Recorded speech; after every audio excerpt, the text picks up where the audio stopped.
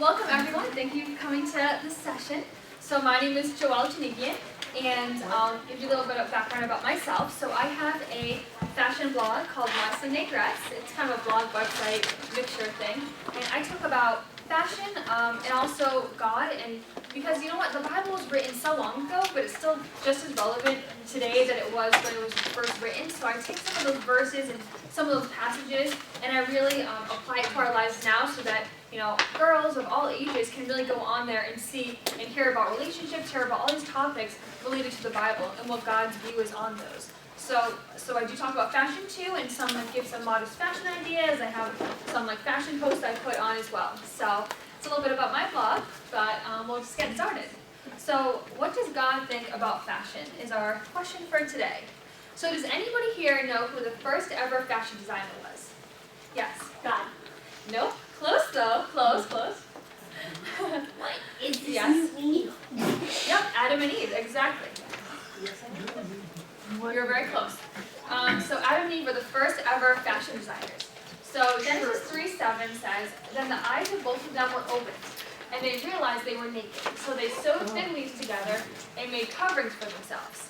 So there you go, the first ever fashion house right there. So now you guys, so at this point is when people would, this is the point where sin entered the world. So when Adam and Eve took a bite of that fruit and then sin entered the world, and that's when they first realized that they were naked, because now they could see things with different eyes, and that now their modesty needs to come to the picture. So people need to cover themselves, because now God deemed that certain things were private and certain things, shouldn't be exposed to the public. So from then actually the next question is, who was the second ever fashion designer? God. Yeah, so the second one is God. So in Genesis 3:21, it says, "The Lord God made garments of skin for Adam and his wife and clothed them." So at this point, God stepped into the picture and gave them clothing that was a little more warmer, a little more protective, to take care of them. Of the heart. With the imperishable beauty of a gentle and quiet spirit, which in God's sight is very precious. So what this is saying here is that, what's number one is not fashion. Fashion is not number one. What's on your external is not number one. But what's on your internal is number one. So God cares about who you are on the inside, how you're portraying yourself, how you're relating to others, and your relationship with Him.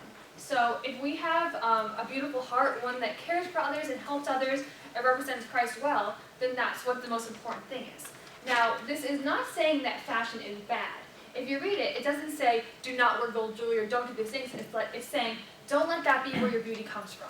Don't let that be your primary source of beauty, or how you want people to perceive you in just that surface level way.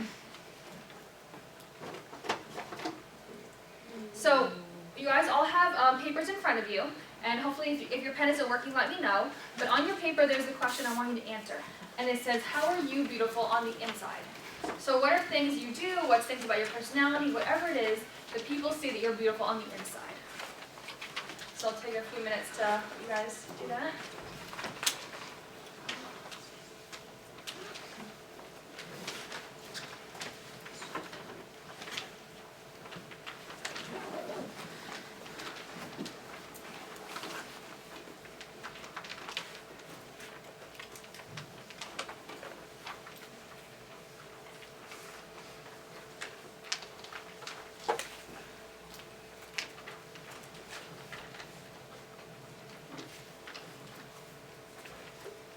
Another way of looking at this is when someone looks at you and they see beauty, what kind of beauty do you want them to see on your inside?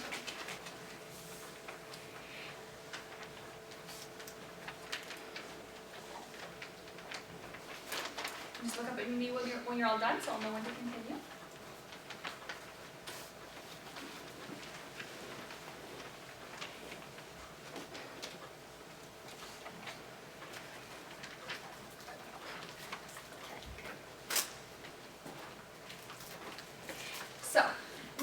About the idea of external beauty a little bit, and now we're going to talk a little bit about God's role in that and how we incorporate God into our fashion decisions.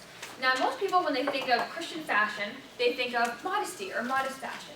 So what I did to start off is I Googled the word modest and just to see what came up. And this is what I came up with.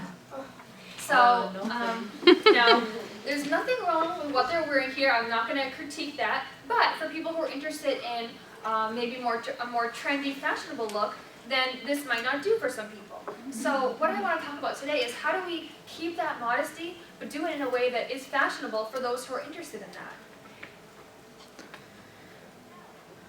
Now really, does God care about what we wear? Do you guys think so? No? Yes? Okay, so we have some mixed answers here. So I believe he does. In 2 Corinthians 5:20 it says, "So we are Christ's representatives. God is becoming known to others through us." So what this means is that whatever kind of things whatever we wear, however we act, whatever we do, is representative of Christ. And I know you might be thinking, I'm not perfect, I'm not that good, I'm not like Jesus, like why should anyone be looking at me like that? And you're right, we're not Jesus, but as Christians, when people look at us, we may be the only Bible some people read, in a sense. You know, where people never opened up a Bible before, but they look at us and how we act, how we're treating others, that's what they think of the Bible. I know it's maybe not fair, it sounds crazy, but it's true. And that's why some people may say, oh, well, you know, Christians are very judgmental, or they don't care about certain people. And that's not true at all, but maybe they met a Christian who did that, and then they associate that with everyone, and with the gospel, and with God. So it is important to be aware of our external, our internal, all those different factors. So another question for you guys to answer on your sheets is, what kind of things do you want to communicate with what you wear? So maybe not even what you're communicating right now, but when someone looks at you, when they think about you, or when they look at you, what kind of things do you want them to feel or think or perceive about you, just from what you look like on the outside?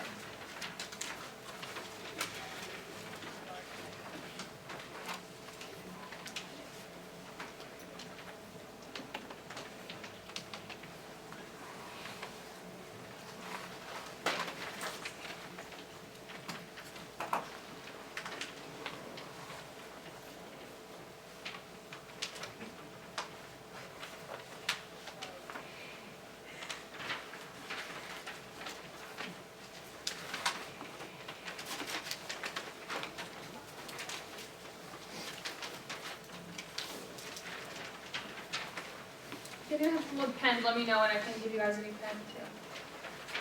There's some issues.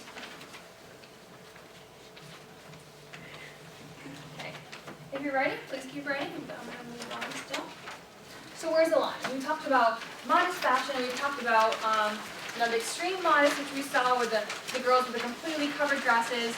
We've talked about also, so basically, where's the line? We have modest fashion. We have fashionable things, we have the trendy stuff. How do we figure out how to combine both of them and make it, still honorable to God, but still fashionable? So is this how we do it? 1 Corinthians 10, 23-24 and 31 says, "I have the right to do anything, you say, but not everything is beneficial. I have the right to do anything, but not everything is constructive. No one should seek their own good, but the good of others." So what this is saying is that there may be things that aren't technically bad. Maybe God didn't write them down as sins in the Bible, but we have to look at is, are they beneficial? Are they constructive?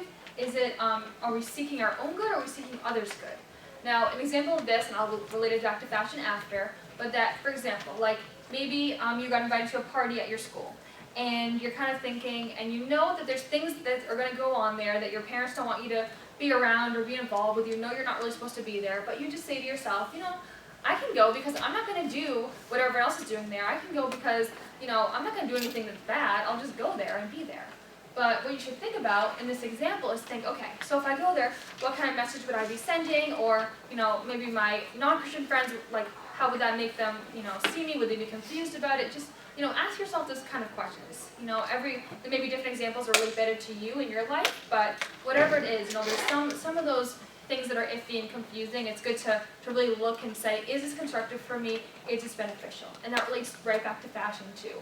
When you're trying something on, when you're figuring out what to wear, you can say, is what I'm wearing, is it, bringing people towards Christ, is giving them the right message, or is it not beneficial? Is it, destructive almost?